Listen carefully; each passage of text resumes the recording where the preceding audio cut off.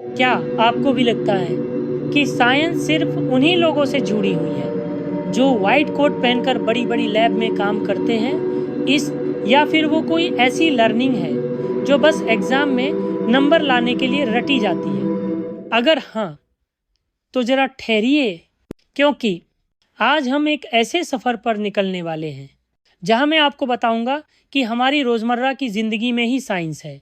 फर्क बस इतना है इन कि हमने कभी इसे साइंस कहा ही नहीं।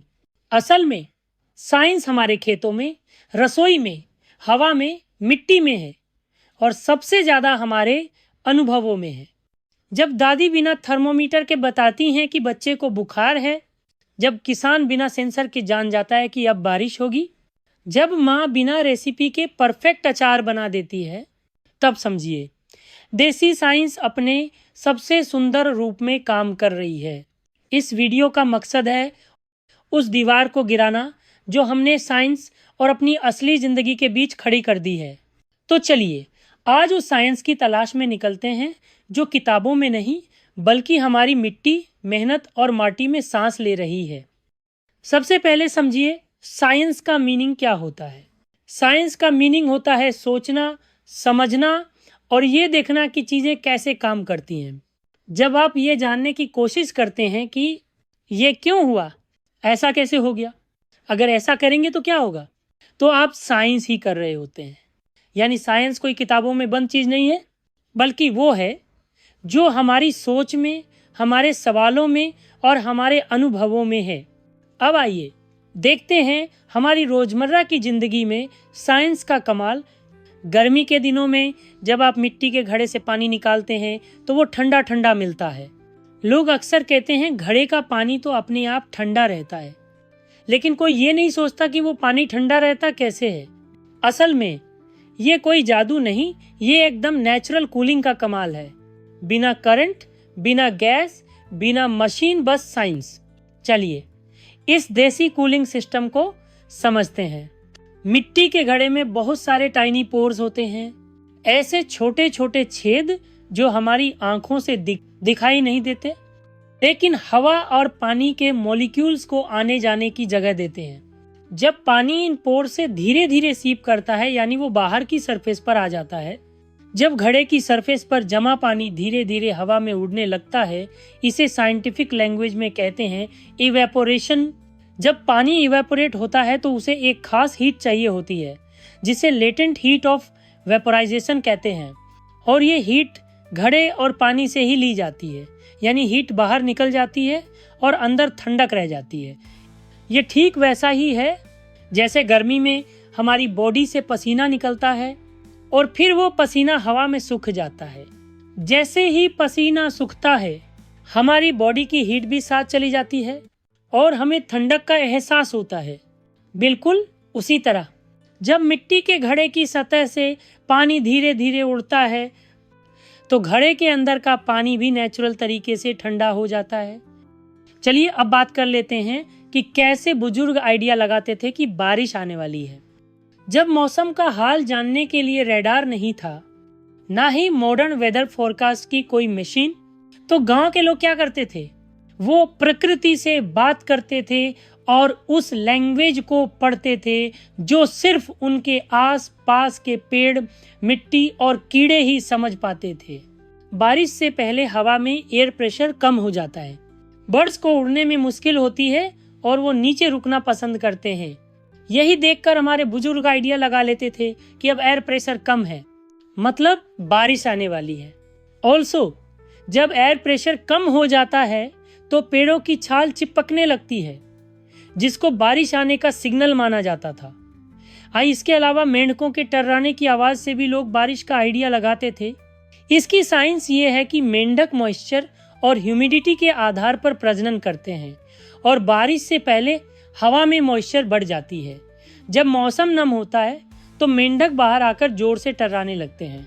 इसका मतलब है कि बारिश स्टार्ट होने वाली है। हमारे गांव के बुजुर्गों ने कभी साइंस को बुक्स में नहीं पढ़ा, लेकिन नेचर से इतना सीखा कि खुद मीटीरोलॉजिस्ट बन गए। जब रडार नहीं था तब प्रकृति ही फोरकास्टर थी। अब बात करते हैं तीसरे एग्जाम्पल की, जो हमारे खेतों से जुड़ा हुआ है। जब खेत की मिट्टी खराब होने लगती थी और फसल मन मुताबिक नहीं आती थी, तो हमारे बुजुर्ग कहते हैं गोमूत्र डालो, गोबर डालो, खेत फिर से हरा भरा हो जाएगा। पर क्या आपको पता है क्यों? दरअसल मिट्टी की क्वालिटी में एक इम्पॉर्टेंट फैक्टर होता है उसका पीएच लेवल, यानी मिट्टी का एसिडिक या बेसिक नेचर।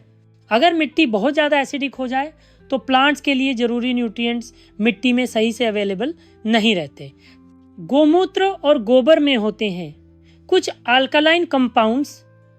यूरिया गोमूत्र में सबसे अधिक क्वांटिटी में पाया जाने वाला एक बेसिक एलिमेंट है जो मिट्टी की एसिडिटी को कम करता है।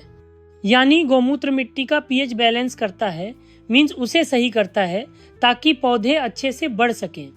अब सोचिए, तब हमारे पास कोई पीएच मीटर या केमिकल टेस्ट नहीं था, लेकिन देसी ज्ञान ने एकदम बढ़िया सॉल्यूशन दिया।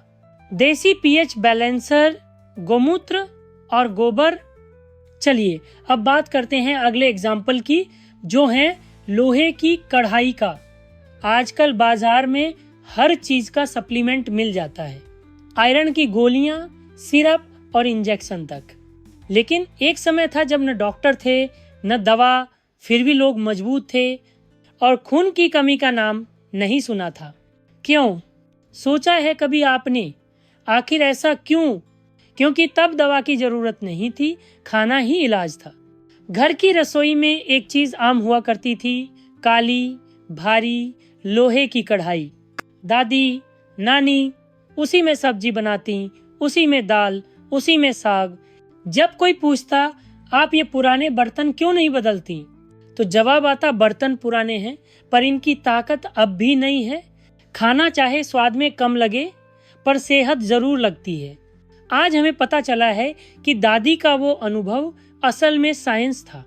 जब खाना खट्टा होता है, जैसे टमाटर, इमली या दही, और उसे लोहे की कढ़ाई में पकाया जाता है, तो Fe2+ यानी फेरस आयन धीरे धीरे खाने में घुलने लगते हैं। यही आयरन शरीर में हीमोग्लोबिन बनाता है और खून को बहाता है।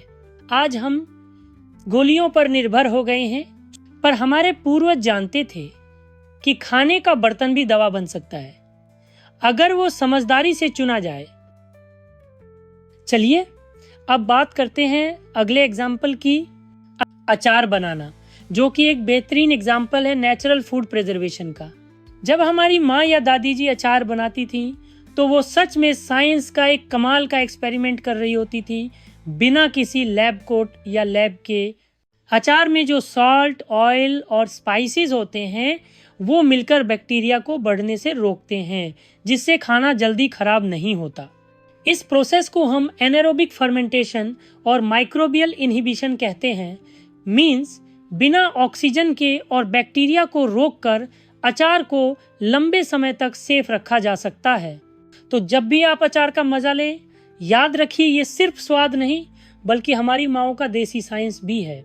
साइंस तो हमारी किचन में भी छुपा होता है, बस समझने की जरूरत होती है। चलिए अब बात करते हैं नेक्स्ट एग्जाम्पल की, जो हमारे बुजुर्गों की लाइफ से जुड़ा हुआ है। पहले टाइम मापने के लिए न तो घड़ी थी न कोई स्मार्टफोन, लेकिन हर कोई जानता था समय क्या हुआ कैसे। बस धूप देखकर और उसकी छाया को मेजर कर कर। जब सूरज आसमान में ऊपर चढ़ता है या नीचे उतरता है तो उसकी किरणें जमीन पर अलग अलग तरह की छाया बनाती हैं। छाया जितनी लंबी या छोटी होती है उससे दिन का समय पहचाना जाता था। असल में ये सब जियोमेट्री और एंगल ऑफ एलिवेशन का कमाल है, लेकिन उस वक्त हमारे पूर्वजों के पास कोई आधुनिक इंस्ट्रूमेंट नहीं था। वो बस पेड़ की छाया, खंभे की परछाई या घर के आंगन में गिरती रोशनी को देखकर अंदाजा लगा लेते थे कि सुबह है, दोपहर है या शाम। हमारे दादा दादी इसे मजे से सूरज की चाल देखना कहते थे, पर असल में ये था साइंस का एक देसी वर्जन।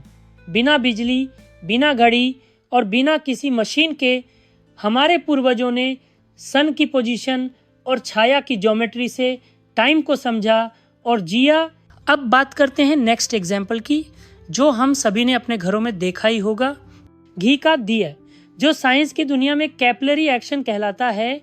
कैपिलरी एक्शन एक प्राकृतिक प्रक्रिया है जिसमें लिक्विड पतली ट्यूब के अंदर अपने आप ऊपर चढ़ जाता है बिना किसी एक्सटर्नल फोर्स के। दिया जलाने के लिए जो बाती होती है वो कोई आम कपड़ा नहीं होती, ये एक छोटी सी साइंस की डोरी होती है। देखिए, जब दिए में घी या तेल होता है तो ये बाती उस तेल को ऊपर की तरफ खींचती है। ये होता है कैपिलरी एक्शन, एक ऐसा चमत्कार जहाँ छोटी छोटी नलियों की मदद से तरल ऊपर चढ़ता है। फिर वो तेल बाती के ऊपर पहुँचता है और धीरे धीरे जलने लगता है। यहाँ सबसे खास बात है स्टेडी कंबस्शन, यानी कि दिया की लौ कॉन्स्टेंटली एंड कामली तरीके से जलती रहती है। ये इसलिए पॉसिबल होता है क्योंकि लौ के पास सही मात्रा में तेल और हवा का मिश्रण होता है, जिससे आग बगैर धुआं बनाए धीरे धीरे जलती रहती है। तो समझिए, वो छोटा सा दिया जिसमें बस एक छोटी सी बाती और घी है, उसके पीछे छुपा है बड़ा फिजिक्स। चलिए अब बात करते हैं नेक्स्ट एग्जाम्पल की, जिसे हम सभी ने देखा ही होगा, हैंड पंप, जो साइंस की दुनिया में पास्कल लॉ का प्रैक्टिकल एग्जाम्पल है।